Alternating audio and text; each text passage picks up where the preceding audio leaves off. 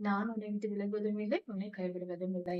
ஆண்டவராகிய இயேசு கிறிஸ்துவின் கிருபையும் சமாதானமும் உங்கள் அனைவரோடும் கூட என்றென்றைக்கும் இருப்பதாக. நம்முடையது நமக்கு சொந்தம். கர்த்தர் படைத்தது கர்த்தருக்கு சொந்தம். கர்த்தரே நம்மை படைத்தார். நாம் யாருக்கு சொந்தம்? அவருக்கு சொந்தம்.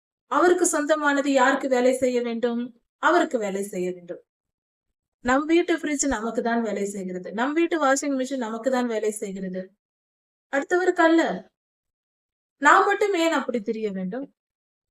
யோசித்து பார்ப்போம் கொஞ்சம். கர்த்தர் பெரியவர். அவர் மிகவும் நல்லவர். அவர் நீதியுள்ளவர். அவர் கரங்களால் படைக்கப்பட்ட, அவர் திருக்கரங்களால் படைக்கப்பட்டவர்கள் நாம். அப்படி இருக்க நாமும் நீதியுள்ளவர்களா இருக்க வேண்டும் அல்லவா? நீதி என்பது என்ன?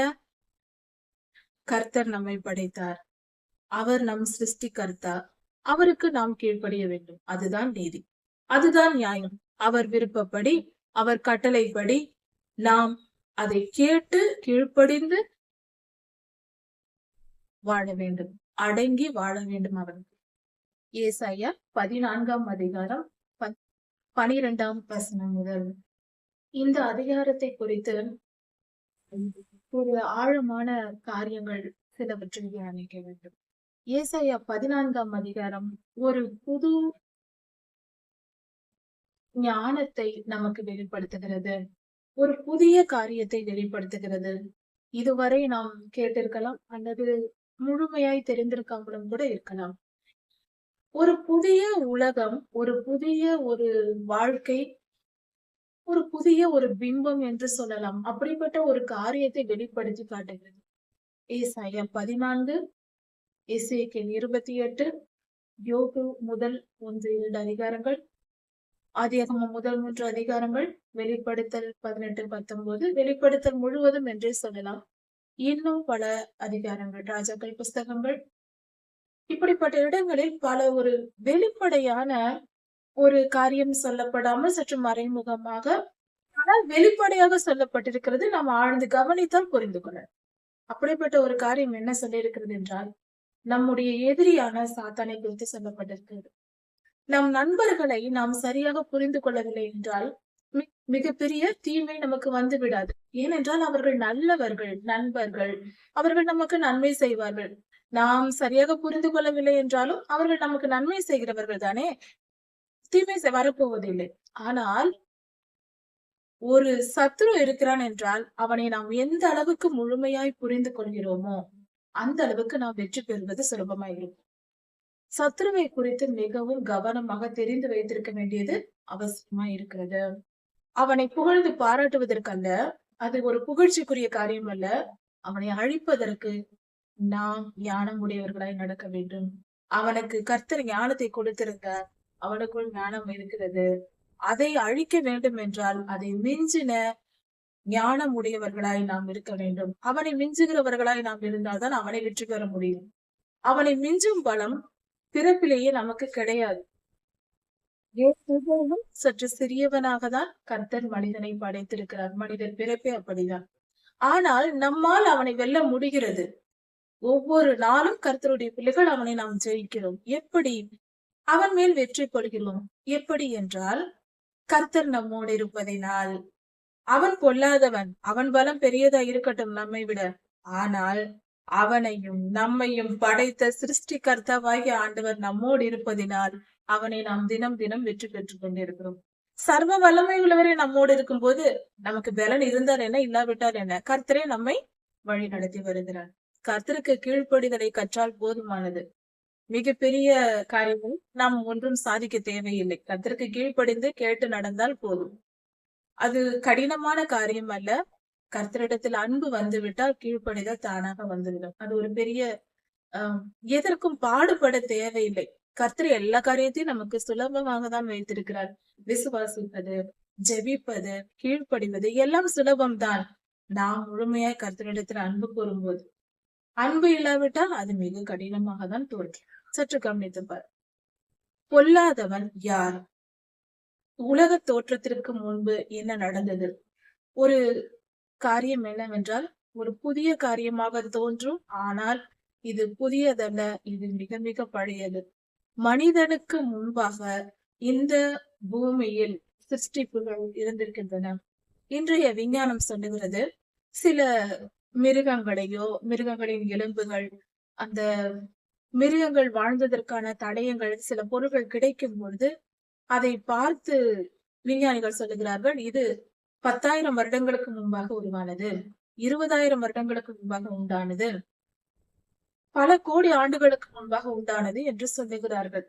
ஆனால் வேதத்தை படிக்கிற நாம் என்ன சொல்லுவோம் என்றால், ஆதியாகமம் 1 அதிகாரத்தை படித்திருக்கிறோம் அல்லவா? நாம் சொல்வோம், ஒரு நாளில் பூமி உண்டானது, ஆதாம் ஐயாவிலிருந்து வாழ்க்கை 6,000 வருடங்கள் கூட இன்னும் முழுவதாக வரவில்லை. அப்படி இருக்க எப்படி இதெல்லாம் விஞ்ஞானிகள் சொல்வது தவறு என்று சொல்வோம். ஆனால் இது இல்லை. வேதம் தெல்ல தெளிவாக ஒரு காரியத்தை சொல்லி இருக்கிறது. சற்று கவனித்தால் புரிந்துவிடும், இல்லாவிட்டால் சற்று கடினம்தான். கொஞ்சம் ஆராய்ந்து புரிந்து கொண்டால் போதுமானது. ஆதியாகமம் 2ஆம் வசனத்திலேயே சொல்லப்பட்டிருக்கிறது. சர்வ சிருஷ்டிப்பை குறித்து சொல்லி இருக்கும் பொழுது ஆதியாகமம் 1ஆம் அதிகாரத்தில் எந்த காலகட்டத்தில் தண்ணீர் பிரிந்தது, கவனிக்கவும், தண்ணீர் பிரிந்த நாள் சொல்லப்பட்டிருக்கிறது 2ஆம் நாள். வெளிச்சம் உண்டாகப்பட்ட நாள் முதல் நாள். வெட்டாந்தரை தரை உண்டானது, அதன் மேல் செடி கொடிகள் வந்தது 3ஆம் நாள். இப்படி ஒவ்வொன்றாக 4ஆம் நாள் சூரியன் சந்திர நட்சத்திரங்கள் வானம் மண்டல கிரியைகள், 5ஆம் நாள் பரப்பன நீந்துவன, 6ஆம் நாள் காட்டு மிருகங்கள் நாட்டு மிருகங்கள் மனிதர்கள். இப்படி சிருஷ்டிப்பை குறித்து சொல்லி இருக்கும் பொழுது தண்ணீர் உருவான காலம் எது, பூமி உருவான காலம் எது என்று வேதத்தில் சொல்லப்படவே இல்லை. ஆதியிலே என்றுதான் சொல்ல இருக்கிறது.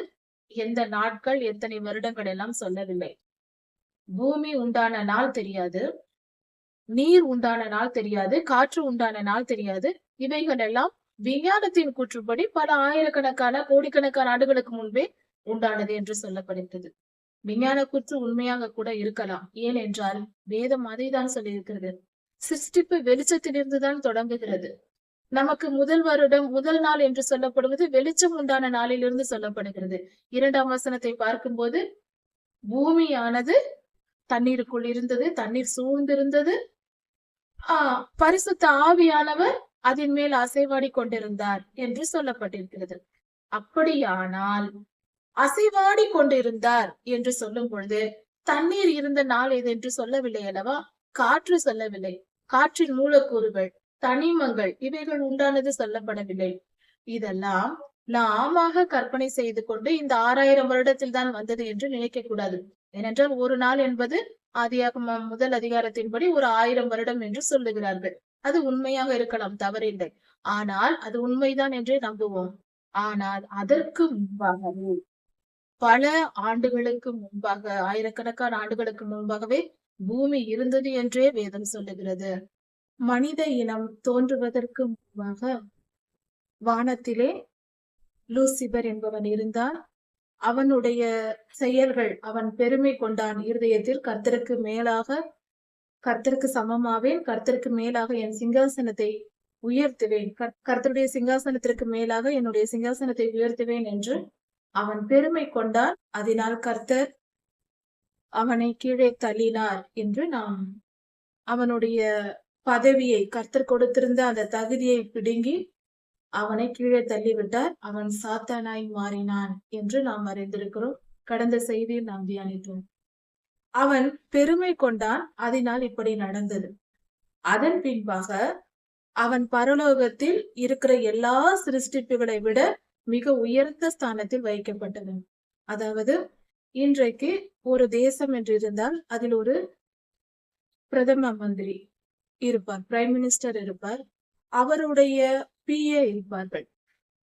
அவர்கள் எல்லா காரியங்களையும் அறிந்தவர்கள், பிரைம் மினிஸ்டருக்கு உதவியாக செயல்படுகிறவர்கள்.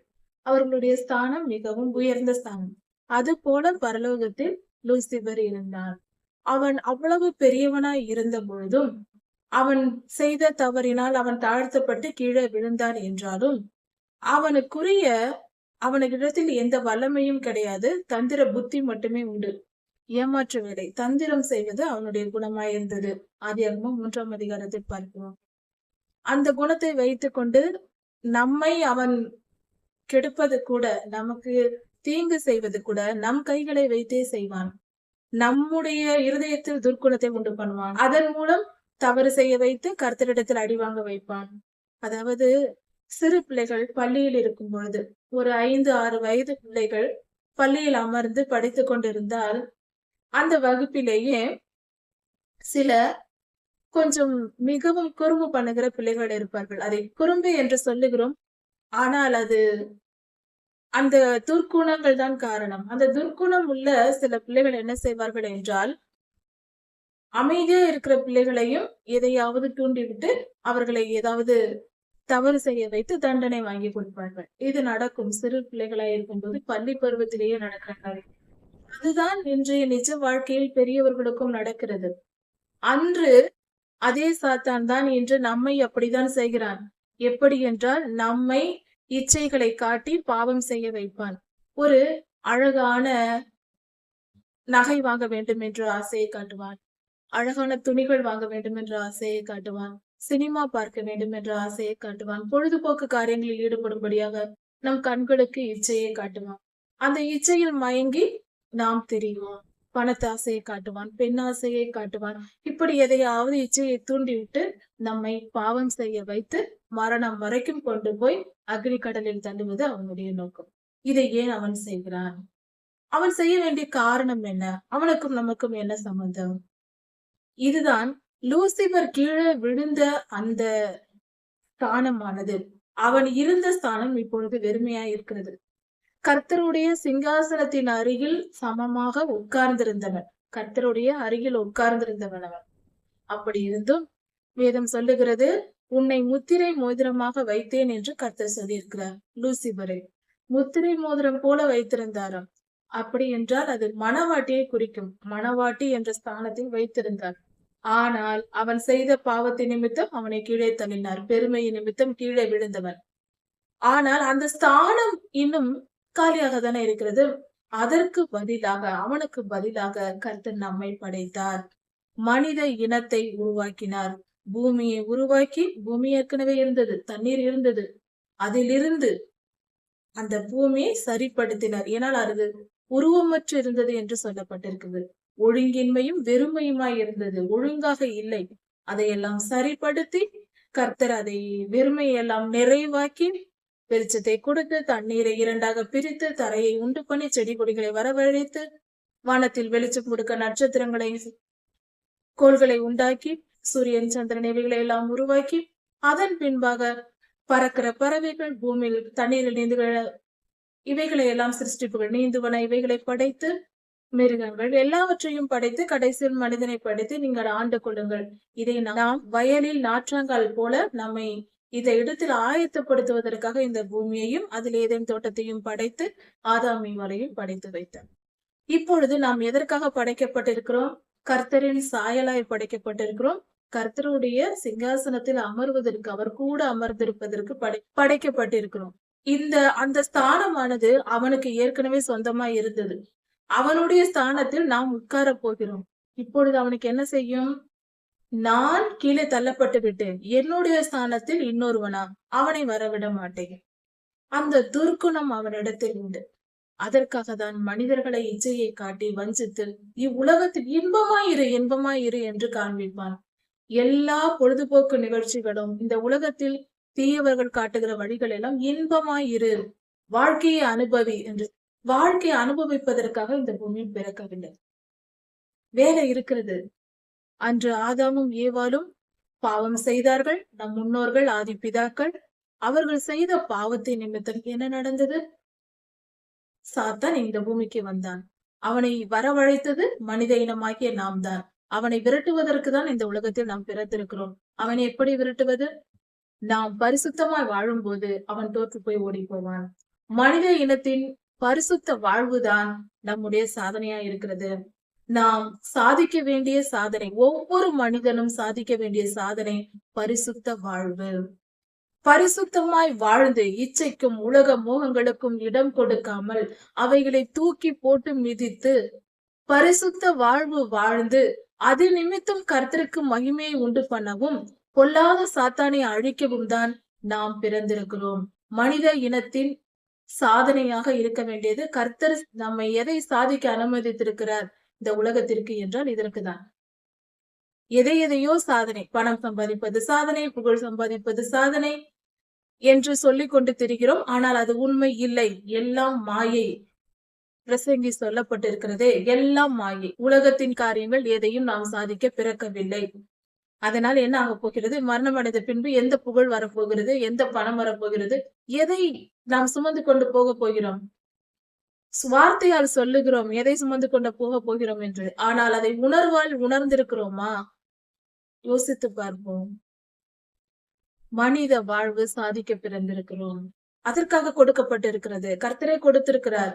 எதை சாதிக்க? நாம் இந்த உலகத்தில் எதை விட்டோமோ, பொல்லாத இருளை உலகத்தில் அனுமதித்தோம், அவனை விரட்ட வேண்டிய வேலைக்கு தான் நாம் வந்திருக்கிறோம். விரட்டுவது எப்படி? பரிசுத்த வாழ்வு. தினம்தோறும் பாவம் செய்ய தூண்டுவான், தினந்தோறும் இச்சையை தூண்டுவான், காட்டுவான், எதையாவது செய்வான். துன்மார்க்கர் நம்மை சூழ்ந்து மனிதர்களை அதற்கு பயன்படுத்துவான். துன்மார்க்கமான மனிதர்களுக்குள் நுழைந்து அவர்கள் மூலமாக நம்மை பாவம் செய்ய பயண வைப்பதே, கோபத்தை மூட்டி திட்ட வைப்பான் பிறரை. அதனால் பாவம் உண்டாகும். நம்மை கோபம் ஊட்டுவான், நம்மை இச்சையை காட்டி மயக்க பார்ப்பான். அவன் பல விதங்களில் செய்வான். அவனுக்கு தெரிந்தது தந்திரம் மட்டுமே. நேரடியாக வரக்கூட அவனுக்கு தைரியம் கிடையாது. அவன் மற்ற மனிதர்களை பயன்படுத்தி வருவான். கர்த்தர் நம்மோடு இருக்கிறார் அல்லவா? அப்படிப்பட்ட பொல்லாதவன் அவன். அதனால் அவனை அழிக்கதான் நாம் பிறந்திருக்கிறோம். இந்த பூமிக்கு நாம் வந்த வேலையை தெரிந்து கொள்ளாமல் அன்றாட உணவுக்கும் மற்ற காரியங்களையுமே நினைத்து கொண்டு, மத்திய 6ஆம் அதிகாரம் சொல்லுகிறது இல்லையா, முதலாவது தேவனுடைய ராஜ்யத்தையும் நீதியையும் தேடுங்கள், இவைகளெல்லாம் உங்களுக்கு கூட கொடுக்கப்படும். அன்றாட வாழ்க்கைக்கு நமக்கு என்ன தேவையோ அதை கர்த்தர் கொடுப்பேன் என்று சொல்லிவிட்டார். அதை ஏன் குறித்து யோசித்துக் கொண்டு அதையே நினைத்து கொண்டு இருக்க வைப்பது சாத்தானோட தந்திரம். நான் படிக்க வேண்டும், நான் வேலைக்கு போக வேண்டும், நான் அதிகம் சம்பாதிக்க வேண்டும், வீடு கட்ட வேண்டும், அதை செய்ய வேண்டும், இதை செய், இதெல்லாம் நமக்கு தேவை என்பது அவருக்கு தெரியும். கொடுப்பார். பிறந்த குழந்தை பசியோடவா கிடக்கிறது? தாய் வந்து பாலூட்டி வளர்க்கவில்லையா? பாதுகாத்து வளர்க்கவில்லையா? ஒரு கொசு கடிக்க விடுகிறோமா குழந்தையின் மேலே? நம்மை அந்த குழந்தைக்கு கொடுத்தது யார்? கர்த்தர் அல்லவா? இந்த குழந்தையை வளர்க்கிறதுக்கு ஒரு தாய் வேண்டும் என்று தாயை கொடுத்திருக்கிறார் அல்லவா? ஒரு தகப்பனை கொடுத்திருக்கிறார் அல்லவா? நம் வளரும் வரைக்கும் நம்மை போஷிக்க ஆட்களை கர்த்தர் வைத்திருக்கிறார் அல்லவா? வளர்ந்த பின்பு விட்டு விடுவாரா? வளர்ந்து விட்டாய் என்று அப்பொழுதும் பார்த்து கொள்வார். 20-25 வருடங்கள் அடுத்தவர் உதவியில் தான் வாழ்கிறோம், முதல் வளரும் பருவத்தில். அதன் பின்பு நம்மை போஷிக்க, நமக்கு ஆகாரம் கொடுக்க அவருக்கு தெரியும். அப்படி என்றால் பிறந்த உடனே வேலை செய்ய ஓட வேண்டியது தானே? அப்பொழுது மட்டும் ஏன் கவலை இல்லாமல் விளையாடி கொண்டிருக்கிறோம்? 18 வயது, 20 வயது, 25 வயது வரைக்கும் ஏன் அந்த கவலை இல்லாமல் இருக்கிறது? 20 வயது வரைக்கும் யாரும் அதை பற்றி சிந்திப்பதில்லை. யார் சாப்பிடாமல் இருக்கிறார்கள்? 20 வயது வரைக்கும் உடுத்த உடை இல்லாமல் எத்தனை பேர் வாழ்கிறோம்? ஏன் நன்றாக இல்லையா? நம் பெற்றோர்கள் நம்மை காக்கிறார்கள், இல்லை என்று சொல்லவில்லை. நமக்கு பெற்றோர்களை கொடுத்து காவல் காக்க வைத்தவர், நம்மை போஷிக்க வைத்தவர், அவர் நமக்கு 20 வயது ஆனால் நம்முடைய வாழ்க்கை என்ன தெரிந்து கொள்ள வேண்டாமா? கர்த்தாவே, எனக்கு என்ன சித்தம் வைத்திருக்கிறேன், நான் என்ன வேலை செய்ய வேண்டும் என்று கர்த்தரை கேட்டு அதை தெரிந்து கொண்டு, சத்துருவை எதிர்ப்பதுதான் நம்முடைய வேலை. அதை எப்படி செய்ய வேண்டும், என்ன செய்ய வேண்டும், அதற்கான காரியங்கள் என்ன? அது மிகப்பெரிய காரியம். நாம் நினைப்பது போல சாதாரண விஷயம் அல்ல அது. அது தனி உலகம், அது தனி வாழ்க்கை முறை. அதை கற்றுக்கொள்ள வேண்டும். பரிசுத்த வாழ்வு, தீர்க்க தரிசன அழைப்பு, ஊழிய அழைப்பு என்பது மிகப்பெரிய காரியம். எல்லோரும் எழுப்பி ஊழியம் செய்திருந்தால் எப்பொழுதோ கர்த்தருடைய வருகை நடந்திருக்கும் அல்லவா? நம்முடைய பிறப்பு மனித பிறப்பு அல்லவா?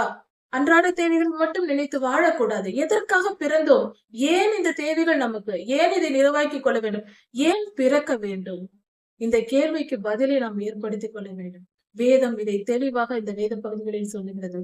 அவன் ஒருவன் எதிரி என்று ஒருவன் இருக்கிறான். நம் கண்ணுக்கு தெரியாத எதிரி அவன். கண்களில் மறைந்து வாழ்ந்து கொண்டிருக்கிறான். அவனை தெரிந்து கொண்டால்தான் நம் வாழ்க்கை என்னவென்று புரியும், எதற்கு வந்தோம் என்று புரியும், வந்த வேலையை பார்க்கவும் முடியும். அவன் பொல்லாதவன், அவன் தீயவன், அவனை அழிக்க வந்திருக்கிறோம். அதற்கு கர்த்தருடைய வேத வசனத்தை தியானித்து நாம் பரிசுத்தமாய் வாழ வேண்டும். கர்த்தரிடத்தில் தீர்க்க தரிசன அபிஷேகத்தை பெற வேண்டும். அப்பொழுதுதான் கர்த்தருடைய ஆசீர்வாதத்தினால், அவருடைய கிருபையினால் நம் கண்கள் திறக்கப்படும், காதுகள் திறக்கப்படும், நாம் உணர்வடைவோம். கர்த்தர் பேசுவது கேட்கும், அவர் கொடுக்கும் தரிசனம் புரியும். அதை புரிந்து கொண்டு நம்மால் செயல்பட முடியும். ஒரு கனெக்ஷன் தேவை. கர்த்தருக்கும் நமக்கும் ஒரு தொடர்பு தேவை. கர்த்தர் சொல்வதை புரிந்து கொள்ள தெரிய வேண்டும். கர்த்தர் நமக்கு என்ன வழி வைத்திருக்கிறார், எந்த இடத்தில் நின்று என்ன வேலை செய்ய வேண்டும். அவனை எதிர்ப்பது என்று தனித்தனியாக ஒவ்வொரு மனிதனாக எதிர்த்து கொண்டிருக்க முடியாது. உலகம் முழுவதும் ஒரு சேனை எழும்புகிறது அவனை எதிர்க்க. அவனும் ஒரு சேனையாக தான் காத்திருக்கிறான். அப்படி என்றால் அந்த சேனையில் கர்த்தருடைய சேனை என்று வேதம் சொல்லுகிறது. அந்த கர்த்தருடைய சேனையில் நம்முடைய வேலை என்ன?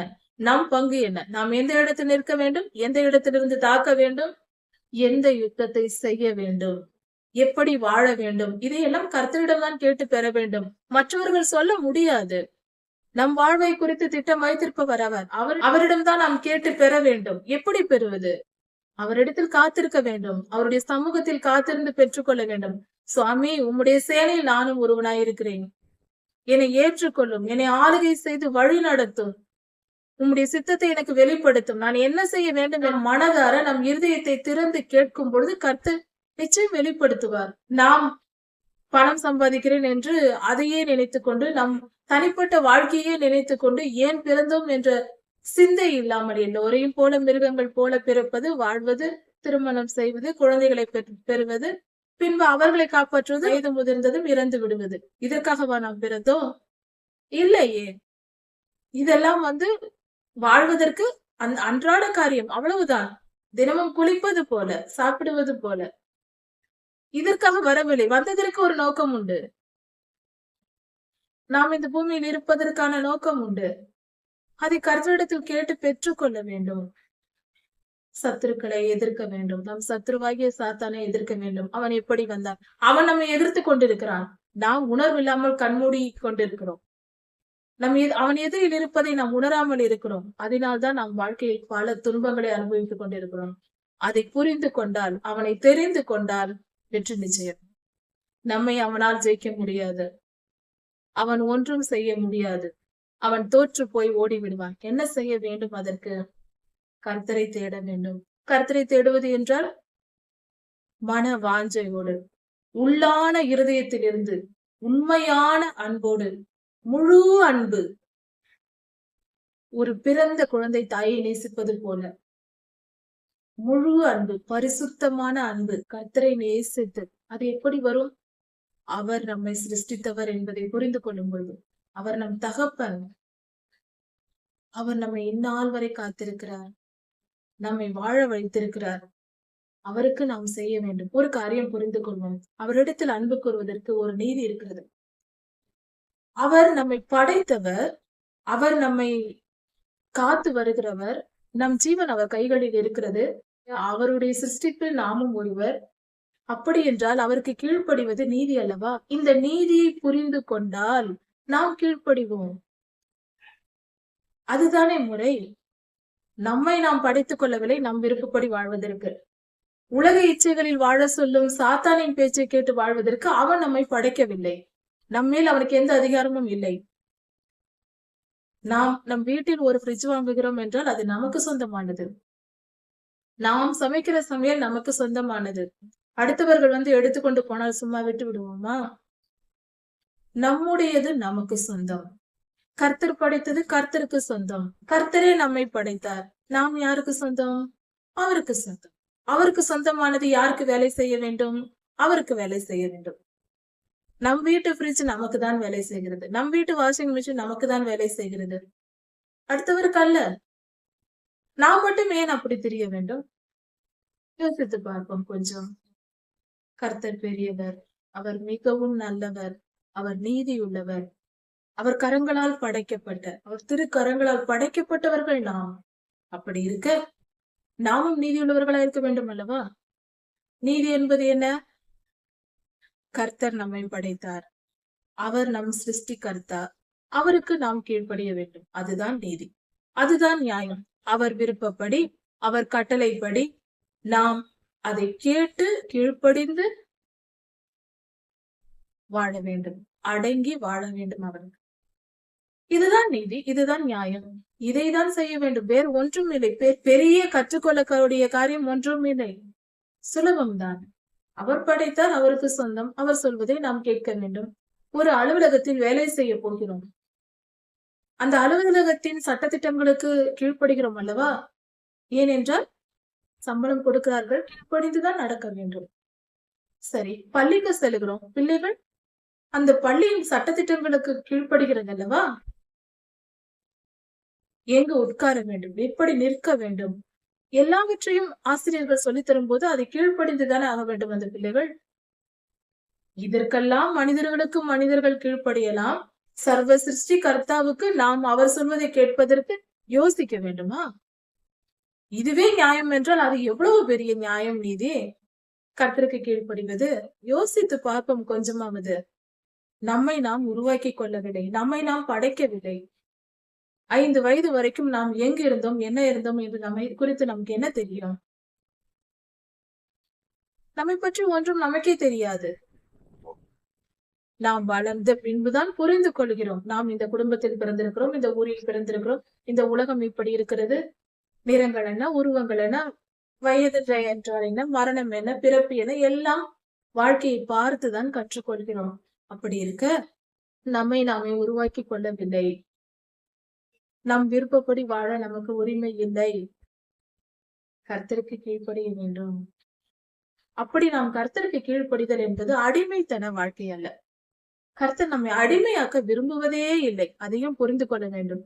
அடிமையாக அல்ல, சுய புத்தியோடு, சுய சிந்தனையோடு, சுதந்திரமாக கர்த்தருக்கு கீழ்ப்படிய வேண்டும். தெளிவாக புரிந்து கொள்ள வேண்டும். கீழ்ப்படிதல் தான் கேட்கிறாரே கர்த்தர் தவிர அடிமையா இரு என்று சொல்லவில்லை. நான் சொல்வதையெல்லாம் செய் என்று சொல்லவில்லை.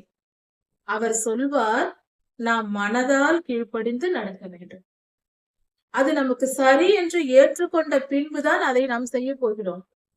நாம் அதை விரும்பாவிட்டால் கட்டாயப்படுத்தி கர்த்தர் நம்மிடத்தில் இதை செய் என்று சொல்ல மாட்டார். அவர் அவ்வளவு நல்லவர், அவர் அருமையானவர், மிகவும் ஜென்டிலாக, நாகரீகமாக நம்மிடம் அவர் நடந்து கொள்கிறார். அவர் கட்டாயப்படுத்துகிற தேவனே இல்லை, எதற்கும் கட்டாயப்படுத்த மாட்டார். அவர் படைத்த பூமி, இந்த உலகத்தில் நமக்கு சுதந்திரம் கொடுத்திருக்கிறார் அல்லவா? என் பேச்சை கேள் மகளே என்று சொல்லுகிறார். ஆனால் சாத்தான் வந்து பேசுகிறான். நமக்கு சுதந்திரம் இருக்கிறது. அவன் பேச்சையும் கேட்க வேண்டும் என்றால் கேட்கலாம். அவன் விருப்பப்படி இச்சையோடு வாழ வேண்டும் என்றால் வாழலாம். யார் கேட்க போகிறார்? நியாய தீர்ப்பு நாள் வரும், கர்த்தர் நியாயம் தீர்த்து விடுவார், அவ்வளவுதான். அக்னி கடலுக்கு தான் போக வேண்டும், பரலோகம் போக முடியாது. ஆனால் சுதந்திரம் பூமியில் இருக்கிறது. கர்த்தருடைய வார்த்தையை கேட்டு நடப்பதற்கும் கீழ்ப்படிந்து பரிசுத்தமாய் வாழ்வதற்கும் நமக்கு சுதந்திரம் இருக்கிறது. அதே சமயத்தில் பொல்லாதவன் பேச்சை கேட்டு உலக இச்சைகளில் வாழ்ந்து எப்படி வேண்டும் என்றாலும் வாழலாம். அதற்கு சுதந்திரத்தை கர்த்தரே கொடுத்திருக்கிறார். நீ யார் பேச்சை வேண்டும் என்றாலும் கேட்கலாம். ஆதியிலே ஆதாமையும் ஏவாளையும் கர்த்தர் படைத்து அவர் என்ன சொன்னார் அவர்களிடத்தில்? நன்மை தீமை அறியும் அந்த கனி பழுக்கக்கூடிய அந்த மரத்தின் இடத்தில் அந்த பழத்தை தொடாதிருங்கள், அதை தொடவும் புசிக்கவும் வேண்டாம், அப்படி நீங்கள் புசிக்கும் நாளில் சாகவே சாவீர்கள் என்றார். சுதந்திரம் அவர்களுக்கு இருந்தது அல்லவா? கர்த்தர் யாரையாவது காவல் வைத்து அவர்கள் அதை தொடாமல் பார்த்துக்கொள் என்று நம்மை கட்டாயப்படுத்திய விட்டு போயிருந்தார்? இல்லையே, அவர்களுக்கு சுதந்திரம் கொடுத்திருந்தார், விருப்பப்படி இருங்கள் என்று. நாம கீழ்ப்படிய வேண்டும் என்பதே கர்த்தருடைய விருப்பமாக இருக்கிறதே தவிர கட்டாயப்படுத்தி அல்ல. இல்லை, நான் பரிசுத்தமாய் வாழ மாட்டேன், நான் பாவம்தான் செய்வேன், அப்படிதான் வாழ்வேன் என்றால் அது நம்முடைய விருப்பம். கர்த்தர் வேண்டாம் என்று சொல்ல மாட்டார், கட்டாயப்படுத்த மாட்டார். நாம கீழ்ப்படிந்து பரலோகத்துக்கு போகலாமா? இப்பொழுது எதற்கு உலகத்தில் இத்தனை ஊழியர்கள், இத்தனை ஊழியங்கள், இத்தனை செய்திகள் ஏன் ஆண்டவர் கொடுக்கிறார்? கேட்டு மனம் திரும்பி அவர்கள் வரட்டும் என்றுதான், கீழ்ப்படியட்டும் என்றுதான். மிரட்டி உருட்டி கட்டாயப்படுத்தி அப்படியெல்லாம் அவர் செய்யவே மாட்டார். உன் விருப்பம், சொல்வது நீதியின்படி சொல்லுகிறேன், எனக்கு தெரியாது சாமி என்று யார் சொல்லக்கூடாது அல்லவா? நியாய தீர்ப்பு நாளில் கர்த்தாவே யாராவது சொல்லி இருந்தால் நாங்கள் திருந்தி இருப்போமே, எங்களுக்கு யாரும் சொல்லவில்லை, எனக்கு தெரியாதே என்று யாராவது சொல்வார்கள் அல்லவா? அப்படி சொல்லிவிடக் கூடாது என்பதற்கே கர்த்தர் இத்தனை ஊழியர்களையும் எழுப்புகிறார்.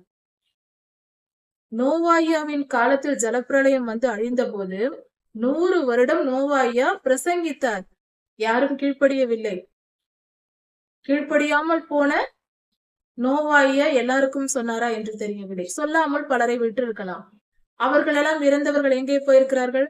பாதாளத்தில். பாதாளம் என்பது அது ஜெயில் போல. அந்த ஜெயிலில் அடைக்கப்பட்டிருக்கிறார்கள். இன்னும் நியாய தீர்ப்பு கொடுக்கப்படவில்லை. நரகத்துக்கு அவர்கள் போகவில்லை.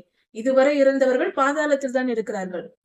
நியாய தீர்ப்பு என்பது நரகத்திற்கு போடுவது என்பது கடைசியாக நடக்க போடுவது. கடைசியாக உலகத்தின் முடிவில் நடக்க போகிற காரியம். 1000 வருட அரசாட்சிக்கு பின்புதான் அவைகள் எல்லாம் நடக்கும். ஆனால் இப்பொழுது பாதாளத்தில் இருக்கிறார்கள். அந்த பாதாளத்தில் இருக்கிறவர்களுக்கு ஆண்டவராகிய இயேசு கிறிஸ்து சிலுவை மரணத்திற்கு பின்பு அங்கு போய் காவலில் இருந்தவர்களுக்கு பிரசங்கித்தார் என்று சொல்லப்பட்டிருக்கிறது.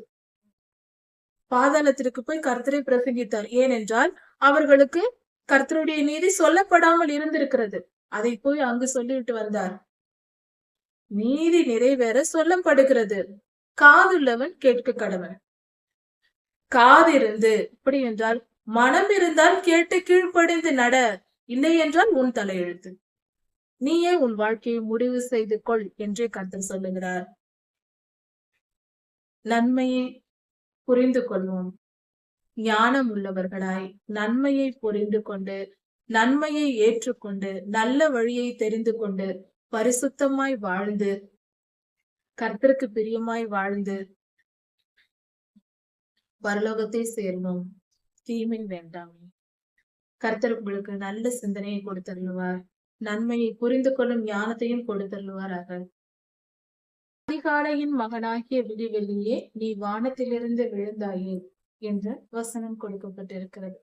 இந்த ஏசாயா தீர்க்கதரிசன புஸ்தகத்தின் இந்த அதிகாரம் ஒரு மிகப்பெரிய ஒரு புதையலை உள்ளடக்கிய ஒரு நிலம் போல இருக்கிறது.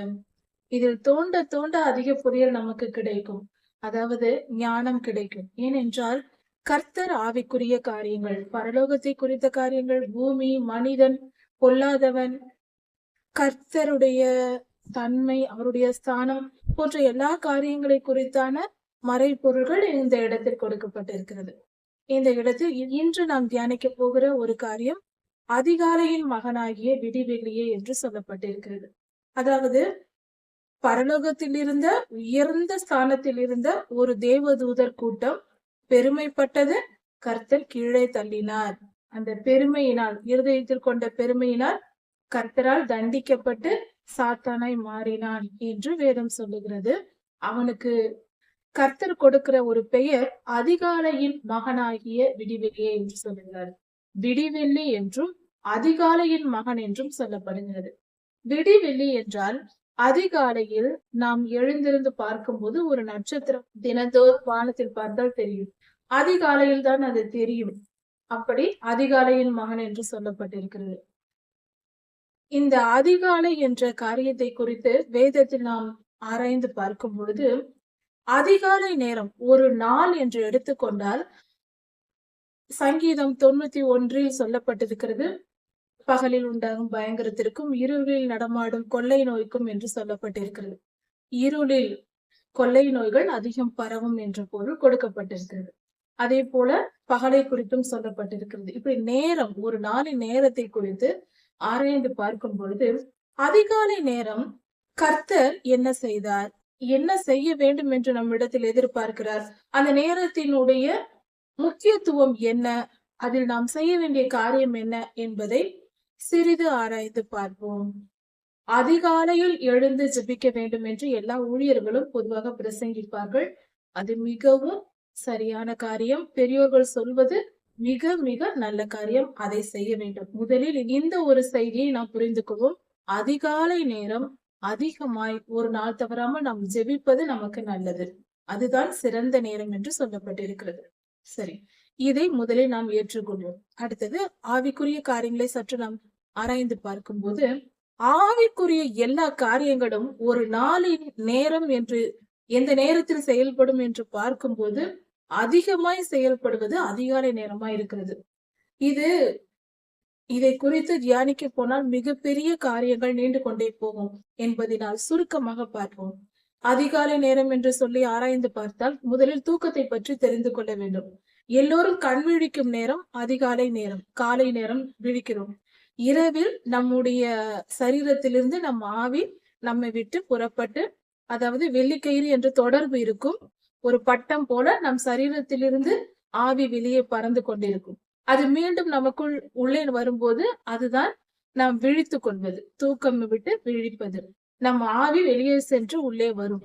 ஒரு பட்டம் மேலே பறப்பது போலவும் மீண்டும் இழுத்தால் கீழே வருவது போலவும் ஒரு தொடர்புள்ள ஒரு கயிறு ஒன்று உண்டு. அது வெள்ளி கயிறு என்று சொல்லப்படுகிறது பிரசங்கி 12ஆம் அதிகாரத்தில். அப்படி பார்க்கும் பொழுது அந்த ஆவி வெளியே சென்று முடித்த பின்பு உள்ளே வரும் நேரம் அதிகாலை நேரம்.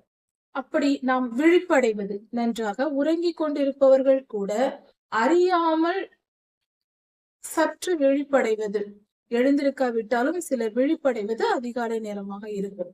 இந்த நேரத்தில் ஆவிக்குரிய காரியங்கள் பல நடக்கின்றன. முக்கியமாக பொல்லாத ஆவிகள் மனிதனை தாக்கக்கூடிய நேரமா இருக்கிறது.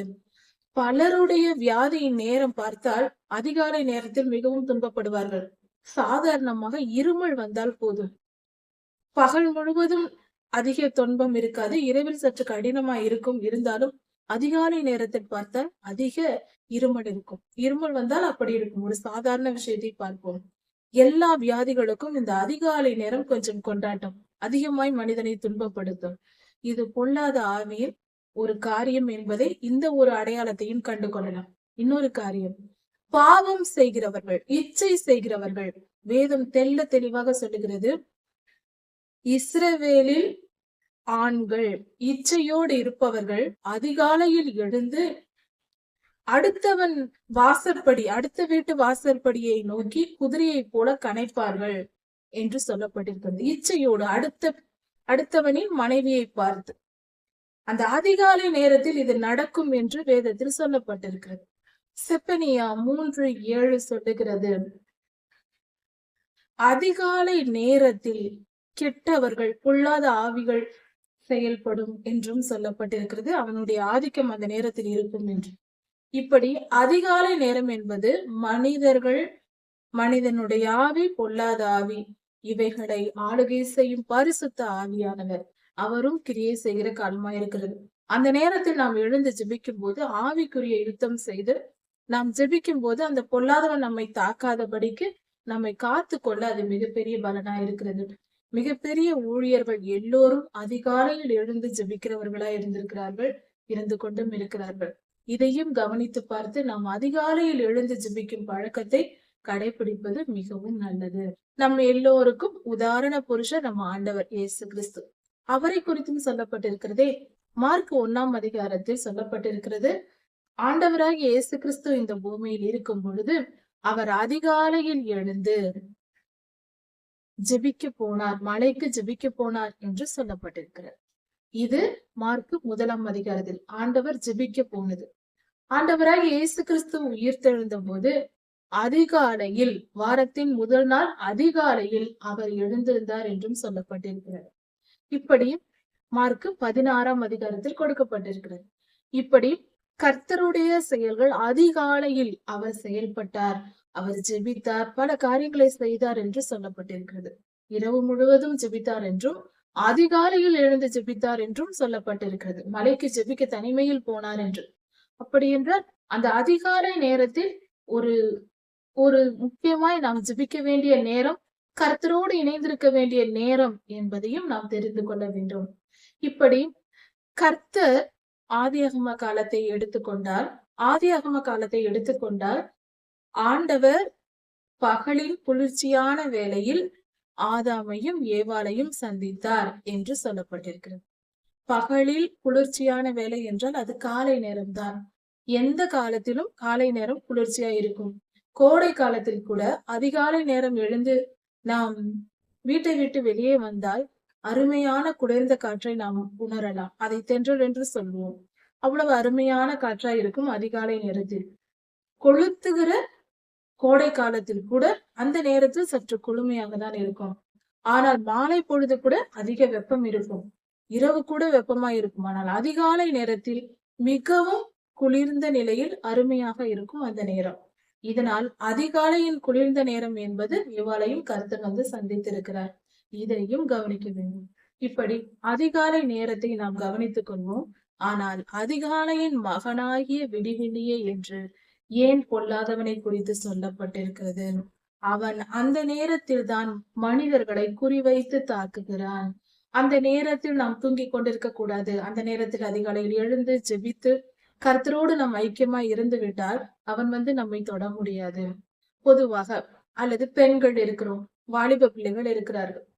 அவர்கள் மிகுந்த கூட்டம் அதிகமா இருக்கிற இடங்களுக்கு போனால், தனியாக ஒரு பெண் பிள்ளை போனால் மற்ற மற்ற ஆண்கள் கிண்டல் பண்ணுவார்கள், தவறாக பேசுவார்கள், இதெல்லாம் நடக்கும்.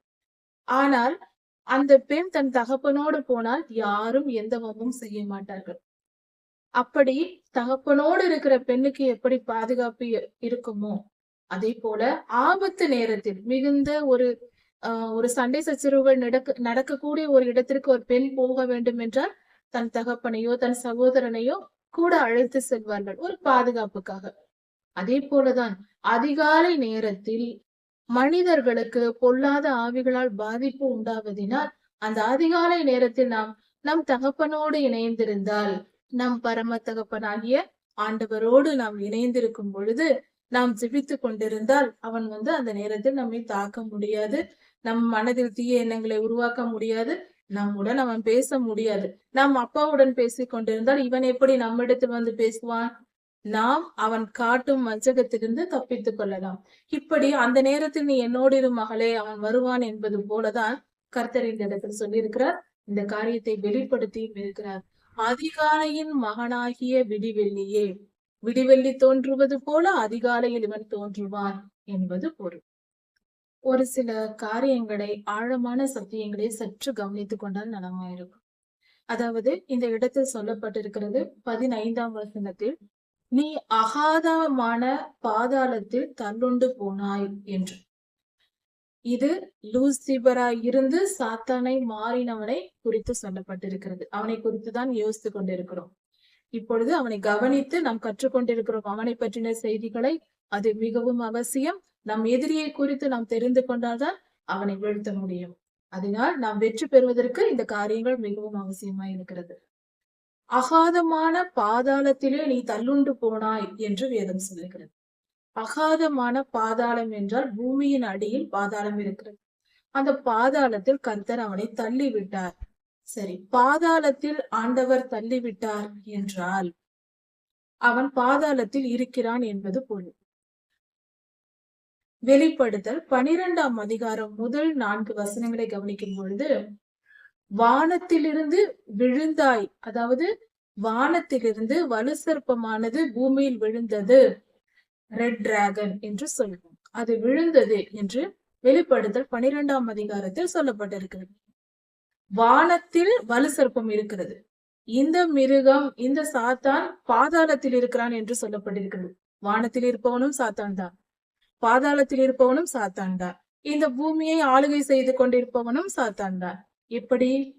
அதாவது நம்முடைய தேவன் பிதா, குமாரன், பரிசுத்த ஆவியானவர் என்ற திரித்துவ நிலையில் மூன்றில் ஒன்றாக இருப்பவர். அவர் ஒருவர், ஆனால் மூவராக இருப்பார். மூவராயிருப்பார், ஒருவராக இருப்பார். இதை நம்மால் முடிந்தவரை புரிந்து கொள்ளலாம். முடியாத பகுதியை நம்பலாம். இது உண்மை. விசுவாசித்துதான் ஏற்றுக்கொள்ள வேண்டும். யாராலும் இதை முழுமையாய் வெளிப்படுத்தி சொல்ல முடியாது. ஒரு அளவுதான் புரிந்து கொள்ளும்படியாய் சொல்லலாம்.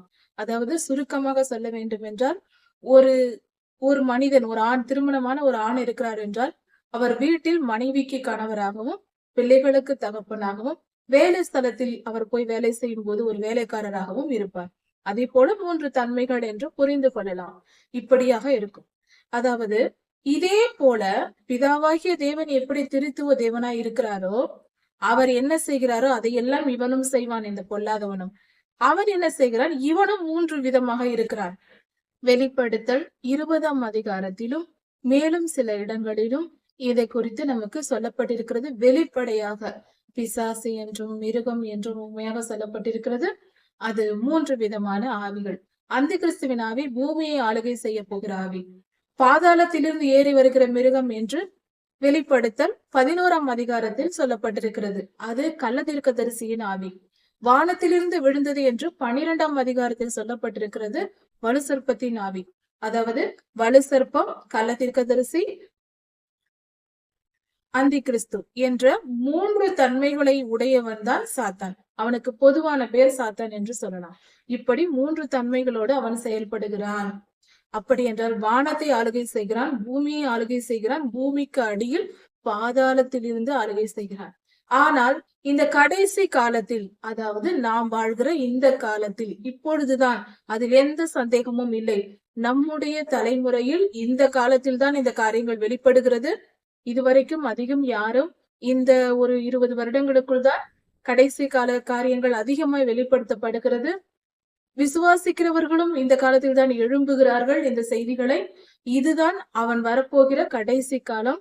பாதாளத்திலிருந்து மிருகம் ஏறி மேலே வரப்போகிறது. அதாவது வெளிப்படுத்தல் 11 படி, வெளிப்படுத்தல் 12 படி வானத்திலிருந்து வலுசற்பம் கீழே விழப்போகிறது. அந்தி கிறிஸ்து வலுசற்பத்துக்கு அதிகாரத்தை கொடுக்க போகிறது. இப்படி 3ம் சேர்ந்து பூமியை பாடுபடுத்தும் காலம்தான் உபத்திரவ காலம், மகா உபத்திரவ காலம். இந்த காலத்தில் இந்த காலங்கள் துவங்க போகிறது. அப்படிப்பட்ட காலம்தான் இது. இதை குறித்து இன்னும் அதிகமாய் அடுத்த செய்திகளில் பார்க்கலாம். ஆனால் பாதாளத்தில் இருந்து கள்ள தீர்க்கதரிசி நபி, அதாவது சாத்தான் 3 தன்மையுடையவனாய் இருக்கிறான். வலுசற்பம் என்று வானமண்டல ஆவிகளை ஆளுகை செய்கிறவனாய் இருக்கிறான். அங்கு ஒரு கூட்டம் இருக்கிறது, அதன் தலைவன் வலுசற்பம். பாதாளத்தில் ஒரு கூட்ட ஆவிகள் இருக்கிறது, அதற்கு தலைவன் கள்ள தீர்க்கதரிசி. இந்த பூமியை ஆளுகை செய்கிற பொல்லாத ஆவிகள் அதிகம் இருக்கிறது, அவைகளுக்கு தலைவன் அந்தி கிறிஸ்து. இப்படி 3 பிரிவாக இருந்து அவன் செயல்படுகிறான். அதாவது பிதாவாகிய தேவனுக்கு உவமையாக அவன் வலுசற்பமாக இருக்கிறான். ஆண்டவராகிய இயேசு கிறிஸ்துவுக்கு, மனுஷகுமாரனுக்கு விரோதமாக செயல்படும்படியாக, அவரை டூப்ளிகேட் பண்ணும்படியாக அந்தி கிறிஸ்துவாய் இருக்கிறான். பரிசுத்த ஆவியானவருக்கு டூப்ளிகேட்டாக இவன் கள்ள தீர்க்கதரிசி இருக்கிறான். இப்படியாக அவன் செயல்படுகிறான். இந்த தன்மைகளை புரிந்து கொள்ள வேண்டும். நாம் இந்த 3 பொல்லாத ஆவிகளோடும் யுத்தம் செய்ய வேண்டும். எப்படி யுத்தம் செய்வது? அதை குறித்து நாம் வர வர அதிகமான மற்ற செய்திகளில் பார்க்கலாம். யுத்தம் நிச்சயம். நாம் கர்த்தருடைய சேனை என்றால் யுத்தம் இல்லாமல் சேனை ஏது? சேனை என்ற வார்த்தை ஏன் நமக்கு கொடுத்திருக்கிறார்? யுத்தம் செய்வதற்கு தான். பரிசுத்தமாய் நாம் வாழ்வதே யுத்தம் செய்வது. முதல் காரியம். ஜெபத்தில் யுத்தம் செய்வது, அது 2வது காரியம். நேருக்கு நேராகவும் யுத்தம் செய்ய வேண்டும். பொல்லாதவனை எதிர்த்து மாம்சத்தின்படியும் நம்முடைய செயல்கள் மூலமாகவும் யுத்தம் செய்ய வேண்டும். அதை குறித்தும் நாம் வரும் காலங்களில் நாம் தியானிக்கலாம். கர்த்தருடைய வார்த்தை, ஒரே வார்த்தை புரிந்து கொள்ளும்படியாக ஒரு சுருக்கமான ஒரே ஒரு செய்தி. அதாவது பாவம் செய்யாமல் இருப்பதுதான் நாம் வெற்றி பெறுகிற ஒரு தன்மை. வெற்றி நாம் பெறுவதற்கு அடையாளம். பாவம் செய்து விட்டால் அவனிடம் தோற்று போகிறோம். எப்பொழுதும் அவன் நம்மை சோதிக்கிறவனா இருக்கிறார். இதை புரிந்து கொள்வோம். ஒரு காரியத்தை குறித்து அவன் நம்மை இச்சையை தூண்டி, பாவத்தை தூண்டி செய்ய வைக்க முயற்சி செய்வான். அந்த காரியத்தை நாம் செய்யாமல் இருக்கும் பொழுது நாம் வெற்றி பெற்றவர்களாகிறோம். தினந்தோறும் இந்த சோதனையை நாம் அனுபவித்துக் கொண்டிருக்கிறோம். எந்தெந்த காரியத்தில் தோற்கிறோம், இதில் வெற்றி பெறுகிறோம் என்பது நாம் ஆராய்ந்து பார்த்தால் புரியும். உதாரணத்திற்கு, இன்று நாம் ஜெபிக்க வேண்டும் என்று வேத புஸ்தகத்தை எடுத்து வாசித்து சற்று நேரம் ஜெபிக்கலாம் என்று அமர்ந்தால் உடனே நம் மனதில் தோன்றும், வீட்டில் அந்த வேலை இருக்கிறது, இந்த வேலை இருக்கிறது, செய்யலாம். அந்த ஊருக்கு செல்ல வேண்டும், செல்லலாம். அல்லது அந்த காரியத்தை பார்க்க வேண்டும், இவர்களோடு போனில் பேச வேண்டுமே, சொல்ல மறந்து விட்டோமே, அல்லது இப்படி எதையாவது, அல்லது நண்பர்கள், உறவினர்கள் வருவார்கள். ஏதோ ஒரு காரியத்தில் நமக்கு வேறு காரியங்கள் செய்யலாம் என்று தோன்றும். அதுதான் சோதனை. அந்த சோதனையில் நாம் எழுந்து வேலை செய்ய போய்விட்டால் நாம் தோற்று போனோம் என்று பொருள். அந்த நேரத்தில் எதுவானாலும் பின்பு பார்த்து கொள்ளலாம். முதலில் வேதத்தை வாசிப்போம் என்று அமர்ந்து வாசித்து ஜெபித்து முடித்து பின்பு போய் நாம் மற்ற காரியங்களை செய்தால் அன்று நாம் அந்த காரியத்தில் வெற்றி பெற்றோம் என்று பொருள். அந்த சோதனையை நாம் வெற்றி பெற்று விட்டோம் என்று பொருள். இதெல்லாம் பரலோகமும் நம்மை கவனித்துக் கொண்டுதான் இருக்கிறது. கர்த்தருக்கு தெரியும், நாம் ஒவ்வொரு நாளும் இப்படி செய்கிற செயல்கள் எல்லாம் எதுவும் மறைபொருளா இல்லை. எல்லாம் நாம் கேமராவுக்கு முன்பாக வாழ்வது போல்தான் வாழ்ந்து கொண்டிருக்கிறோம். கர்த்தரும் பரிசுத்தவான்களும் தேவ தூதர்களும் நம்மை கவனித்துக் கொண்டிருக்கிறார்கள். பொல்லாத ஆவிகளும் பொல்லாத ஆவியின் தலைவனான பொல்லாதவனும் எல்லாம் நம்மை கவனித்துக் கொண்டுதான் இருக்கிறது.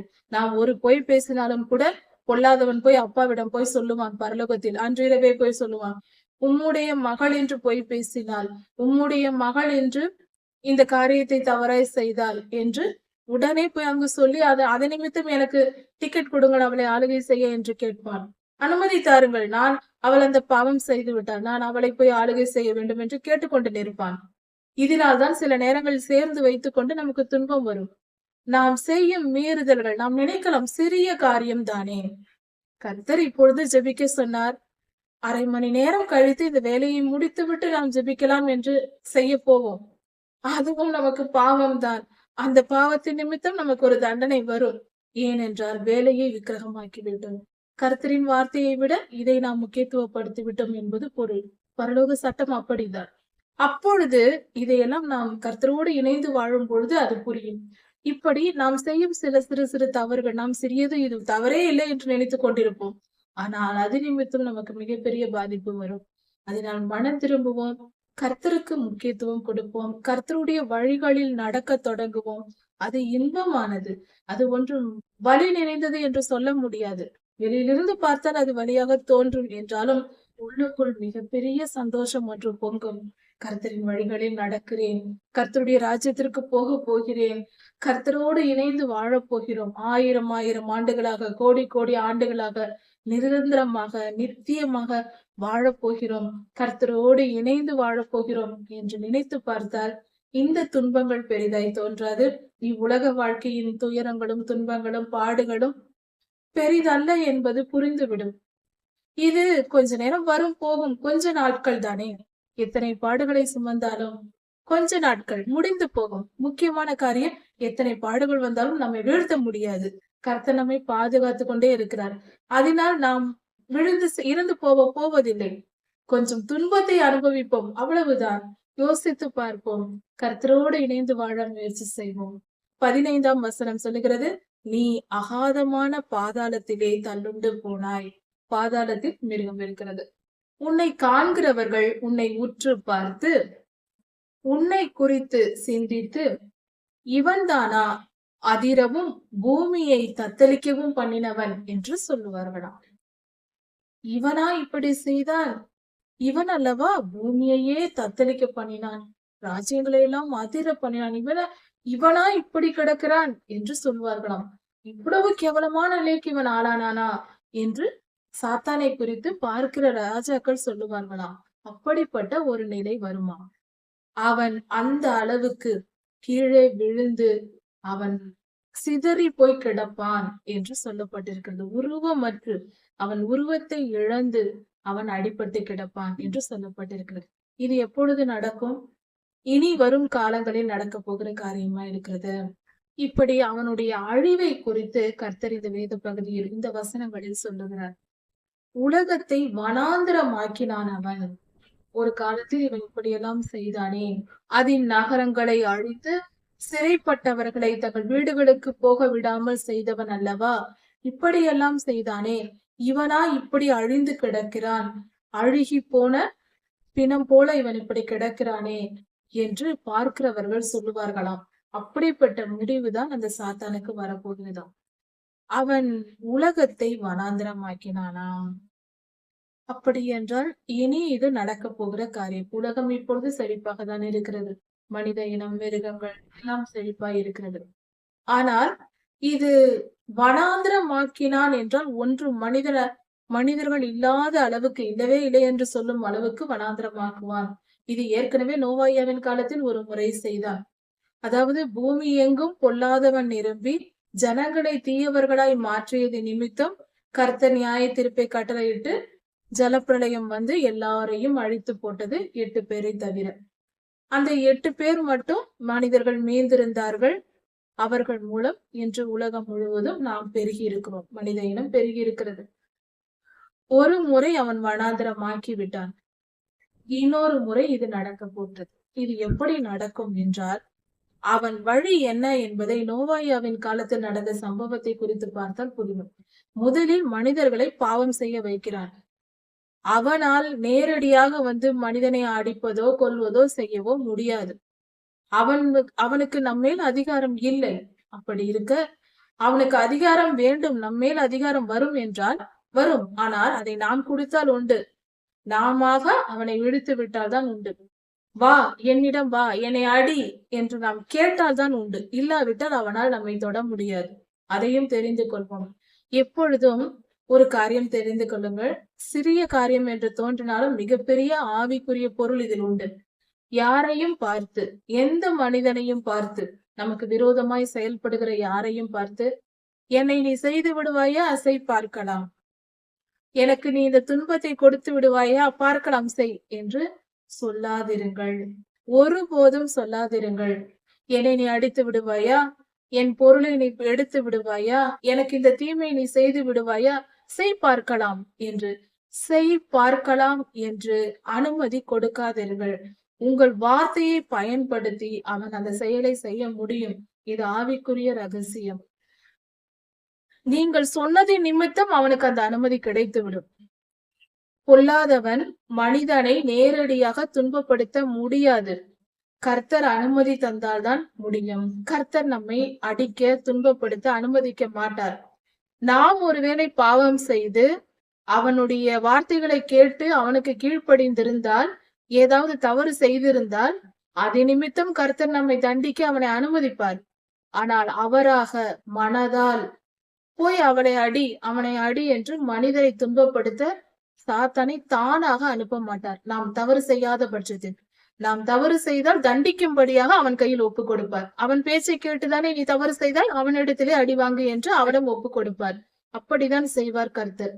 கர்த்தர் நீதி உள்ளவர். ஒருபோதும் அவராக நமக்கு தீமை செய்கிறவர் அல்ல. தீமை நமக்கு வந்தால் அதற்கு காரணம் நாம் தான். அவர் நல்லவர். அதை மனதில் வைத்துக் கொள்வோம். இதுதான் ஆவியின் மண்டலத்தில் நடக்கிற காரியங்கள். ஆவியின் மண்டலத்தை நாம் சரியாக புரிந்து கொண்டால் நம் வாழ்க்கையில் துன்பங்களை வராமலும் வியாதிகள் வராமலும் நம்மை தடுத்து கொள்ள முடியும், பாதுகாத்துக் கொள்ள முடியும். ஒருவேளை அது இருந்தாலும் அதை விட்டு வெளியே வரவும் முடியும். இதை நாம் கவனமாக கற்றுக்கொள்ள வேண்டும். இப்படிப்பட்ட ஆவிக்குரிய காரியங்களை கேட்பதற்கு நம் காதுகளை திறந்து வைத்திருப்பது மிக மிக அவசியம். புரிந்து கொண்டால் நம் வாழ்க்கையே தலைகீழாக மாறி மிக உயர்ந்த வாழ்வை, சிறந்த வாழ்வை, உயர்ந்த வாழ்வு என்றால் பணம் சம்பாதிப்பதல்ல, உயர்ந்த வாழ்வு, துன்பம் இல்லாமலும் அதே சமயத்தில் வெற்றியுள்ள வாழ்க்கையும் வாழ்வதற்கு வழியை தெரிந்து கொண்டு வாழலாம். மனிதன் மேல் அவனுக்கு அதிகாரம் இல்லை. அவன் என்ன செய்வான்? நோவாயாவின் காலத்தில் நடந்தது போல மனிதர்களுக்கு இச்சையை காண்பித்து, பாராட்டி பேசி, எதையாவது மயக்கி, நயவஞ்சக பேச்சு, அதுதான் அவனுடைய ஆயுதம். பேசி பேசி பொல்லாத ஆவி பிடித்த மனிதர்களை பாருங்கள், அழகாக பேசுவார்கள். அவர்கள் பேசினால் அந்த இடத்தை விட்டு நகரவே நமக்கு பிடிக்காது. கேட்டுக்கொண்டே இருக்கலாம் போல இருக்கும். இன்பமாய் பேசுவார்கள். கண்ணே மூக்கே என்று கொஞ்சி கொண்டிருப்பார்கள். அப்படி என்றால் அவர்கள் மிகவும் நம்மை முன்பின் கூட தெரியாது. புதியதாய் பார்த்தால் கூட கண்ணே முத்தே என்று கொஞ்சுவார்கள். நம்மைதான் தெரியாதே, அவர்களுக்கு எப்படி திடீரென்று அன்பு பொங்கும் என்று யோசித்து பார்க்க வேண்டும். அப்படி பேசுகிறவர்கள் நயவஞ்சகர்கள். நம்மிடமிருந்து ஏதோ ஒரு காரியத்தை பெறுவதற்கு அப்படி பேசுவார்கள். கவனித்து பேச்சில் இருக்கும் வஞ்சகத்தை புரிந்து கொள்ள பழக வேண்டும். பொல்லாதவன் அப்படிதான் தந்திரமாய் பேசுவான். கண்ணே முத்தே என்று சிரித்து சிரித்து சந்தோஷமாய். இப்பொழுதும் வியாபார ஸ்தலங்களில் அப்படிதான் நடக்கிறது. சிறிய கடையா இருந்தாலும் பெரிய நிறுவனங்களா இருந்தாலும் மிகவும் கனிவாக பேசுவது, இனிமையாக சிரித்து சிரித்து பேசுவது. ஏதாவது பொருள் வாங்க போக வேண்டும் என்றால் அப்படி செல்லும் பொழுது நம்மை குறித்து இப்படிதான் நம்மிடத்தில் நடந்து கொள்வார்கள். அதை கண்டு மயங்க கூடாது. அது வஞ்சக பேச்சு.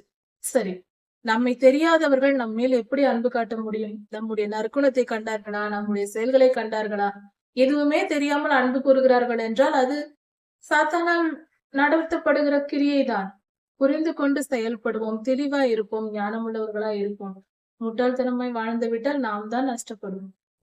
கவனிப்போம். இப்படி பொல்லாதவன் நய வஞ்சகத்தினால் தீய எண்ணங்களை நமக்கு கொடுத்து அத்தீய எண்ணங்களாக உருவாக்கும்படியாக இனிமையாக பேசி, கனிவாக பேசி நம்மை மயக்கி பாவம் செய்ய வைத்து, அந்த பாவம் செய்ததை நிமித்தம் கர்த்தர் நமக்கு தண்டனை கொடுப்பார். அதனால் நாம் பாடுபட வேண்டும்.